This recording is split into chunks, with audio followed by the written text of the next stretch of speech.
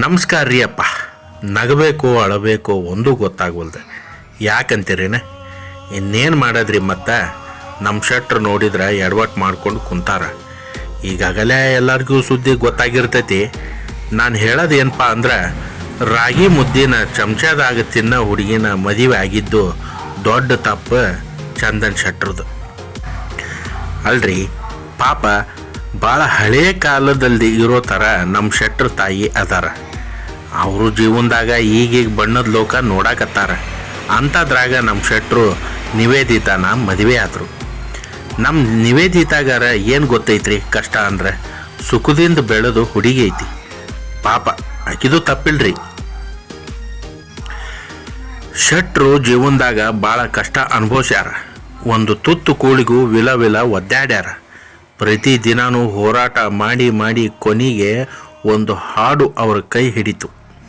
ಅದು ನಮ್ಮ Kannada rap song ಲೋಕದಾಗ ಸಂಚಲನ ಮೂಡಿಸ್ತು. ಜೊತೆಗೆ ಲಕ್ಷಾಂತರ ಮಂದಿ ಅವರಿಗೆ ಫ್ಯಾನ್ ಹುಟ್ಕೊಂಡ್ರು. ಆಗ ಬಿಗ್ ಬಾಸ್ ವೇದಿಕೆಗೆ ಹೋಗಾಕ ದಾರಿ ಸುಲಭಾತ್ರಿ. ಮೊದಲ ನಮ್ಮ ಶೆಟ್ರ್ ಕಲಾಕಾರ ಮನುಷ್ಯ ರೀ. ಇಂಥ ವೇದಿಕೆ ಸಿಕ್ಕರೆ ಬಿಡ್ತಾರ್ಯಾ? ಇಲ್ಲ, ಬೇಡೋ ಮಾತಾ ಇಲ್ರಿ. ಅವನವನ ಬಿಗ್ ಬಾಸ್ ಅಂದ ಮೇಲೆ ಅಂದ ಚಂದದ ಹುಡುಗಿರು ಬಂದರು, ಟ್ಯಾಲೆಂಟ್ ಇರೋರು ಬಂದರು, ಎಲ್ಲಾರನ್ನೂ ಕೂಡಿ ಹಾಕಿದ್ರು ಅನ್ರಿ. ಆಮೇಲೆ 105 ದಿನ ಕಳಿಬೇಕಲ್ಲ, ಆಟ ಊಟ ಪಾಠ ಅನ್ಕಂತ ಲವ್ನ್ಯಾಗ ಬಿದ್ದರೆ. ನಿವೇದಿತಾ ಮೇಲೆ ಲವ್ ಅಲ್ರಿ. ಬಿಗ್ ಬಾಸ್ ಸೀಸನ್ 5 ನೋಡಿದವ್ರಿಗೆ ಗೊತ್ತಿರ್ತೈತ್ರಿ. ಅದ ಬಿಗ್ ಬಾಸ್ನ್ಯಾಗ ಶ್ರುತಿ ಪ್ರಕಾಶ್ ಅಂತ ಒಬ್ರು ಇದ್ರು ರೀ, ಕಂಟೆಸ್ಟೆಂಟ್. ನಾನು ಲವ್ ಮಾಡಾಕತ್ತೇನ್ರಿ, ಆದ್ರೆ ಅವ್ರ ಕಡೆಯಿಂದ ಏನೂ ಸಿಗ್ನಲ್ ಸಿಗವಲ್ರಿ ಅಂತ ಸುದೀಪ್ ಸರ್ ಮುಂದನ ಹೇಳ್ತಾರ್ರಿ. ಶೆಟ್ರು ಅಲ್ಲಿ ಹಂಗೆ ಹೇಳಿ ಬಿಗ್ ಬಾಸ್ ಮುಗಿದ ಮೇಲೆ ಬೊಂಬೆ ಮೇಲೆ ಲವ್ ಆಕತ್ರಿ.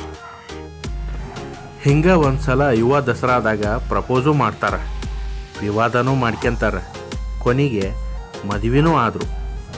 ಆ ಕಾರ್ಯಕ್ರಮದಾಗ ಹೇಳ್ತಾರೆ, ನೀವೆಲ್ಲ ಇದಕ್ಕೆ ಸಾಕ್ಷಿ, ನಿಮ್ಮ ಆಶೀರ್ವಾದ ನಮ್ಮ ಮ್ಯಾಗ ಇರಲಿ ಅಂಥೇಳಿ.